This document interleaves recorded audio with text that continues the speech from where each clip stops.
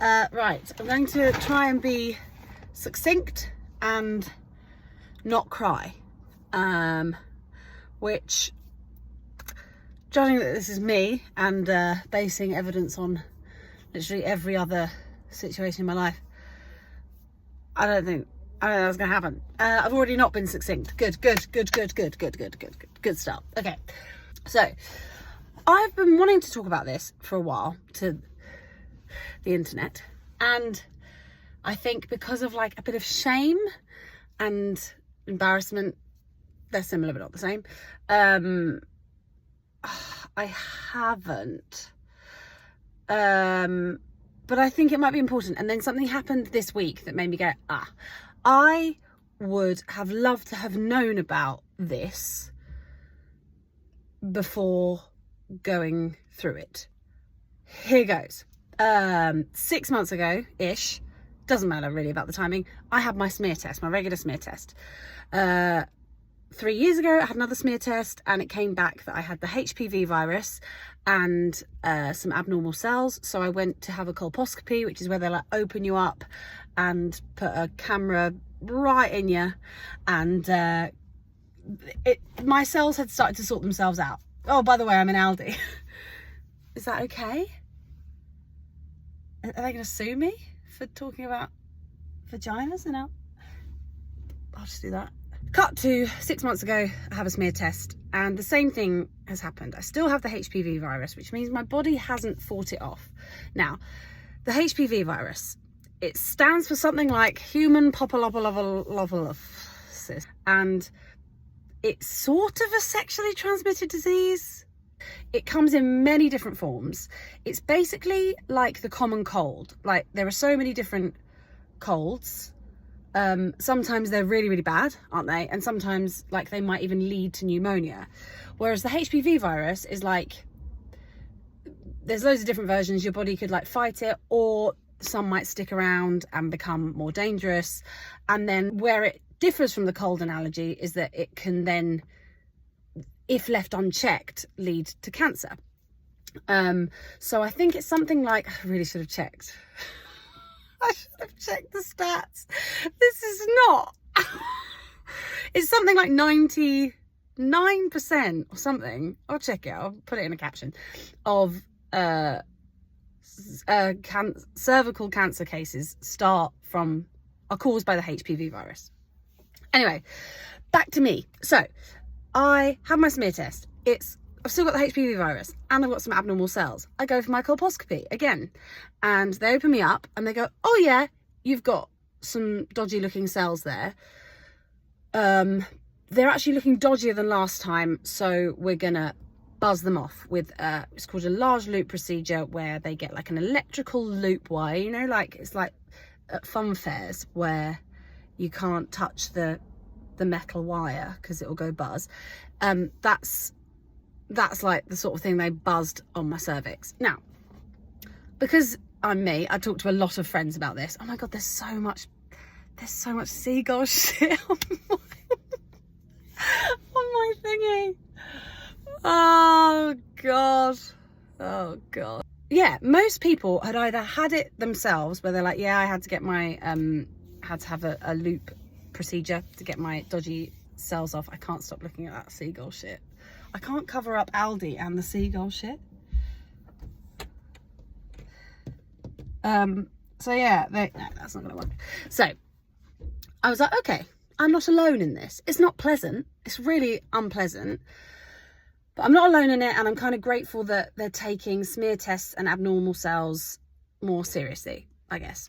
The universe said, stop filming this in Aldi car park, because my phone overheated and died and said I'm not doing this anymore. So I've come home and I will continue my story. So I spoke to lots of women, and so many people had had the same experience as me, or they knew someone who had the same experience. So I felt like reassured by that. And then I got my results back from my procedure on Christmas Eve of all the days. And just to set the scene, I was dressed as a demon, about to start a pantomime.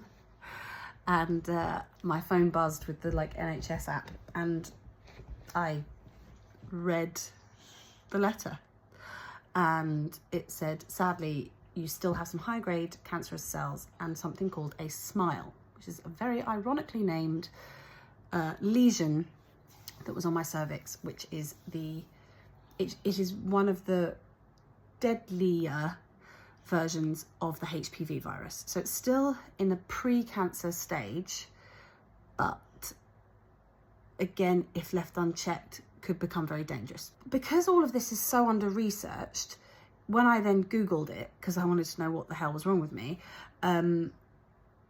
it was really unclear and really vague, and it's a very rare thing. The letter also said that we don't know what treatment we're going to give you for this yet.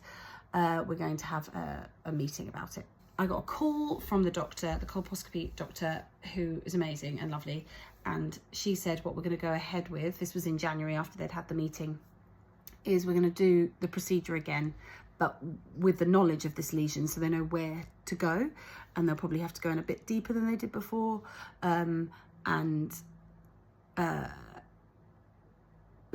it will reduce my chances of fertility by 30%, but also that it's really not the end of the world. But she had to tell me that. She was like, it's just legally, I have to let you know. So that was like tough. And then in May I had the procedure, and then in June, I believe, or end of May, I got the all clear, and I do not have any nasty precancerous cells, and they got all of the smile thing out. So that was great, and I feel really grateful for that. And everyone who looked after me, both like my family and friends and stuff, but the people, yeah, here it comes. The NHS has quite a bad reputation, but every person who looked after me, every woman, it just happened to be that I encountered all women during this process, were so nice. It should also be said that every time you have this procedure, there's like a 6-week recovery period where you can't have sex, use tampons, or like sexual intercourse, I should say, use tampons, have a bath, go swimming, basically risk anything going up there, because it's got to heal, because it's basically like an open burn. Mental. Anyway, so that's been quite disruptive anyway. Not the end of the world, any of it, but quite disruptive. And then I've also been told that I can't have any forms of contraception. I've been advised against forms of contraception that are hormonal based, because of the history of cancer in my family, and also now in me, sort of pre-cancer sort of thing. So I shouldn't risk that. So I thought I would try the copper coil.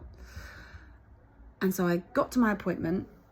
Took a while to get this appointment. I had to keep calling, and my doctor's surgery said they could do it, but then there were no appointments for it, and then I finally got one for Wednesday.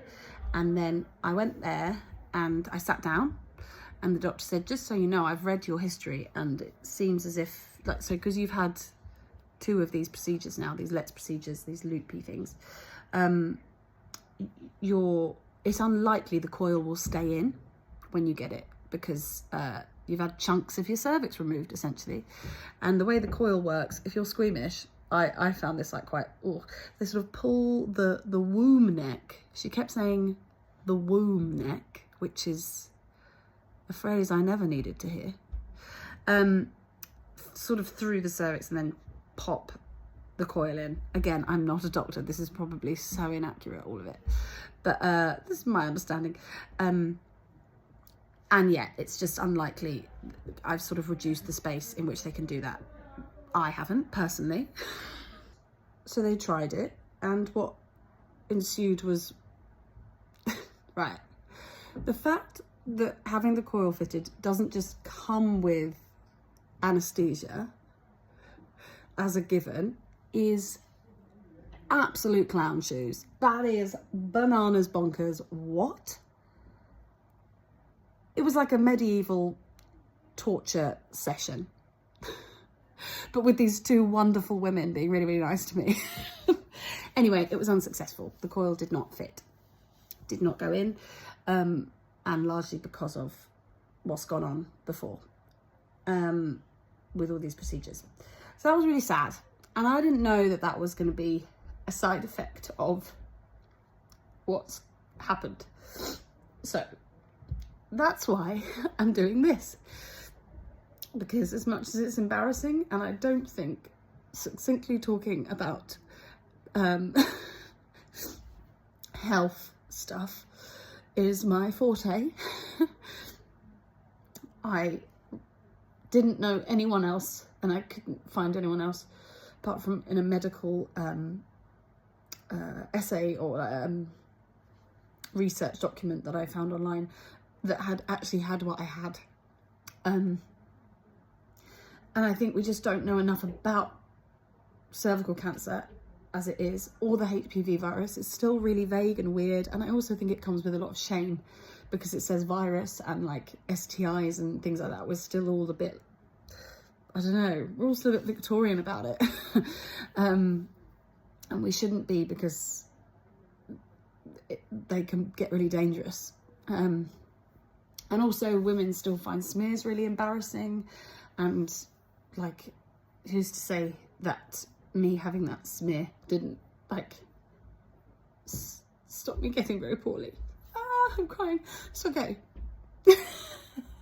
Anyway, it's my birthday at the end of this month, and I am running a 10k the day before my birthday on the 24th of August in Clapham Common to raise money for UK Cervical Cancer, the charity. Oh my god, is that even the name of it? I'll link my Just Giving page and it will have all the information. I did a run last year and raised money, and it was fun. Sorry, I haven't trained to run any further than 10k, but I will try and run faster this year. And I thought it would be a nice thing to do for my birthday. I'll be in Clapham Common. I'll probably just book a table in a pub near there if you want to join for a drink. But if you care about any of this, or you would hypothetically buy me a drink for my birthday, then maybe instead of buying me a drink, you could just pop that, you know, £2.50 to £12.50, depending on where you are in the country where that hypothetical drink would be, onto my Just Giving thingy.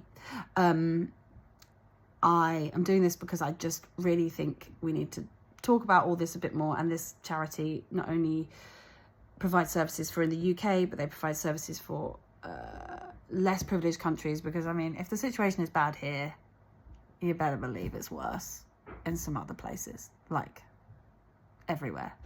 And look, no one has any money, and also the world is, there are terrible things happening in the world at the minute, and I'm very aware of that. So that might not be where you would want to put your spare money. You'd probably want to put it into a different charity, and that's like chill and cool. But I just thought, it's my birthday and this is what I'll do for it. And now if you hear anyone who has a smile on their cervix, you will know that you'll know someone else who did, and maybe they'll feel less alone. Oh my god, this has been a marathon. I'm going to try and edit this down, because this is ages of your life. But maybe see you on Clapham Common on the 24th if you fancy joining. You can even join me for the run if you want. Just sign up on Run Through. But I won't talk to you because I'll be running. I'll talk to you after. Okay, I never know how to sign off on these. Thank you for listening. Happy birthday to me.